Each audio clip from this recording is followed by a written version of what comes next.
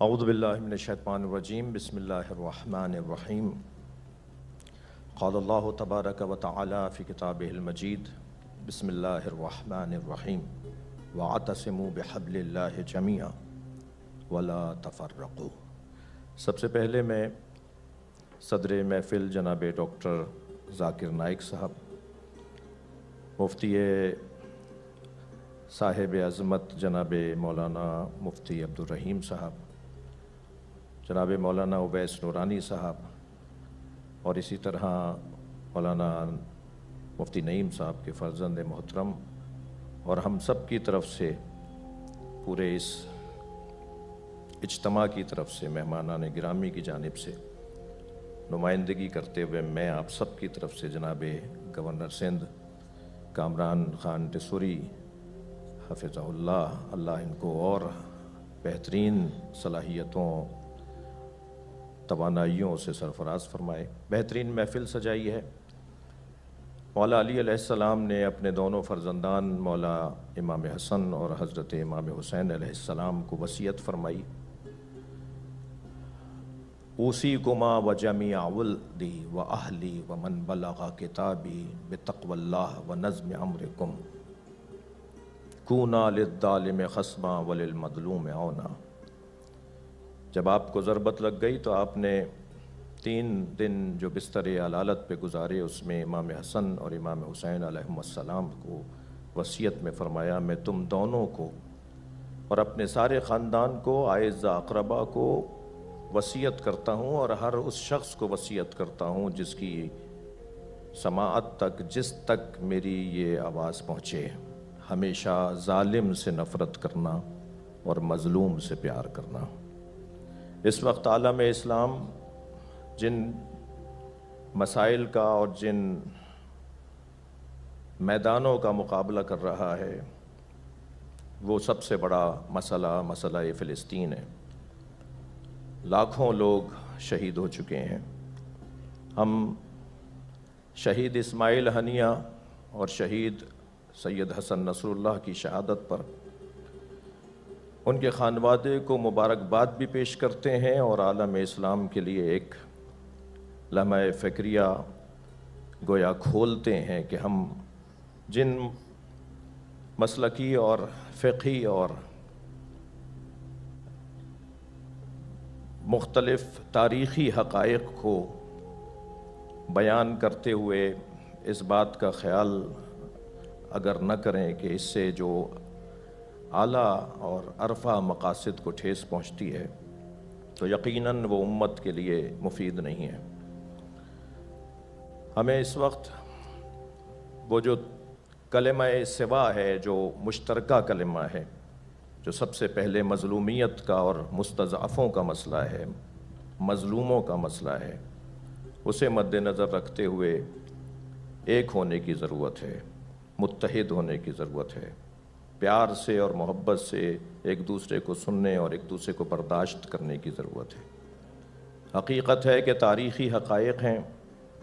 اور یقیناً کوئی ہم میں سے معصوم نہیں ہے۔ مجھ جیسے خطیبوں اور پھر صدر محفل جناب ڈاکٹر ذاکر نائک بھی کوئی فرشتے نہیں ہیں۔ اگر کبھی کسی کے سوال کے جواب میں انہوں نے کوئی ایسی بات کی ہو جس کی طرف کچھ میرے بھائی جناب گورنر سندھ ڈاکٹر جناب کامران صاحب حفظہ اللہ نے بات کی، میں بھی انہی باتوں کی طرف کچھ اپنی قوم کی طرف سے بھی اور کچھ اہل سنت کے بعض طبقات کی طرف سے ایک گلہ مند تھا اور شکوہ کرنے والوں میں سے تھا کہ یقیناً ایسا ہو جاتا ہے، اور اس کو بار بار بھی نہیں دہرایا گیا، اسے بار بار بھی نہیں کہا گیا، لہٰذا ہمیں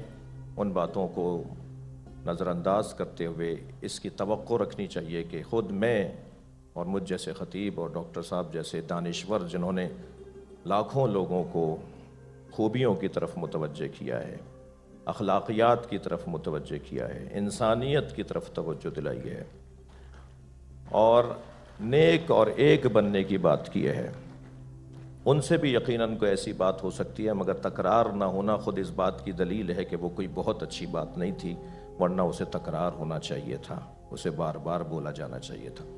میں پاکستان کی سرزمین پر بحیثیت ایک پاکستانی شہری، پھر بحیثیت ایک مسلمان، پھر مسلمانوں میں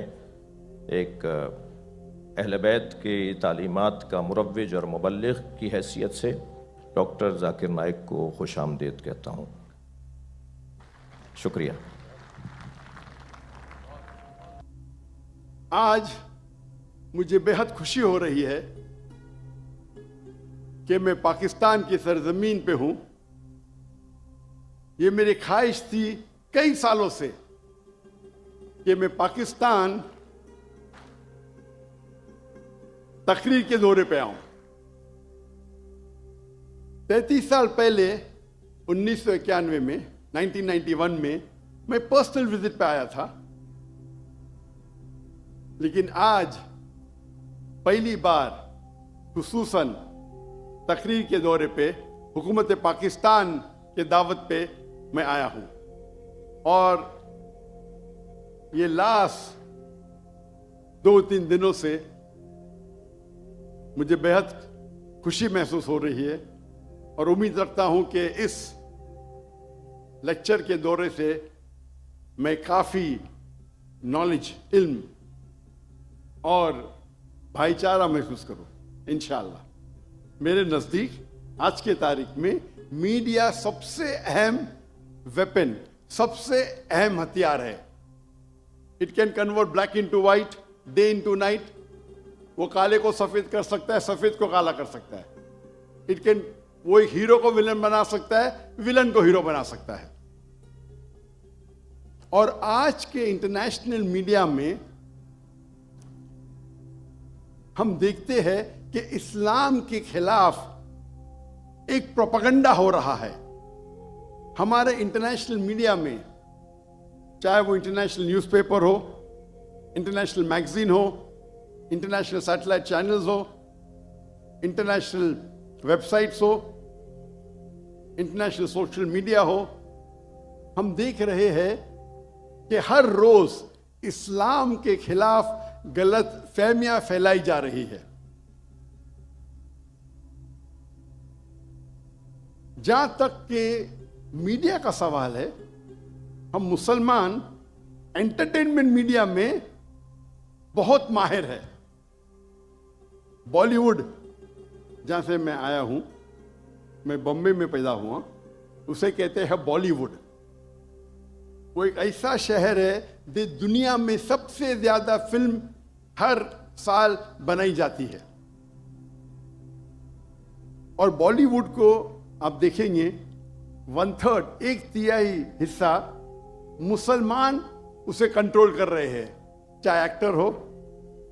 چاہے پروڈیوسرز ہو۔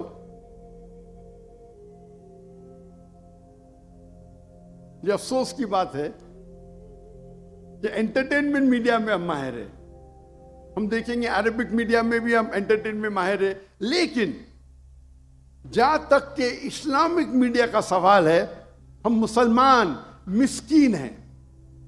بیکورڈ ہے، کمزور ہے۔ کیوں؟ ہم جب بزنس کرتے ہیں تو عالی شان آفس، عالی شان گاڑیاں، عالی شان اکوپمنٹ، انٹرٹینمنٹ میڈیا کے لیے بیسٹ کیمراز ہے دنیا کے، لیکن دین کو پریزنٹ کرنے کے لیے، اللہ کا پیغام پھیلانے کے لیے جو ٹیکنالوجی ہم استعمال کرتے ہیں وہ ایک دم کمزور ہے۔ ہم اکثر دیکھیں گے جب اسلامک سیٹلائٹ چینل ہے تو ان کے کیمرہ کو میں کہتا ہوں ٹوائے کیمرہ، کھلونے کے کیمرہ۔ جو بینڈویڈتھ استعمال کرتے ہیں اکثر دینی Islamic channel 2 mega but, 3 mega but, کچھ چینل کے 1.5 میگا بٹ، ایک سیٹلائٹ چینل یا 2، کبھی کبھی 3-4۔ جو گرافکس ہم استعمال کرتے ہیں اتنے کمزور ہے کہ اگر کوئی ٹیلی ویژن دیکھے گا تو 3-4 منٹ میں اس کو آف کر لے گا۔ اسی نقطۂ نظر سے 2005 میں نے سوچا کہ کیوں نہ ہم ایک اسلامک سیٹلائٹ چینل قائم کریں جو انٹرنیشنل سٹینڈرڈ کے حساب سے ہو، تو سب سے پہلا پیس ٹی وی ہم نے قائم کی، پیس ٹی وی انگلش 2006 میں جنوری میں، اور ہمارا معیار دیگر اسلامک سیٹلائٹ چینل نہیں تھے، لیکن جو بیسٹ سیٹلائٹ چینل مانے جاتے تھے اس وقت، star T V, top entertainment channel, ہم اس کو معیار میں رکھ کے ہم نے ایک سیٹلائٹ چینل قائم کیا. اور ہماری جو گرافکس تھے اسی طریقے سے عمدہ تھے جس طریقے سے انٹرٹینمنٹ میڈیا استعمال کرتی تھی.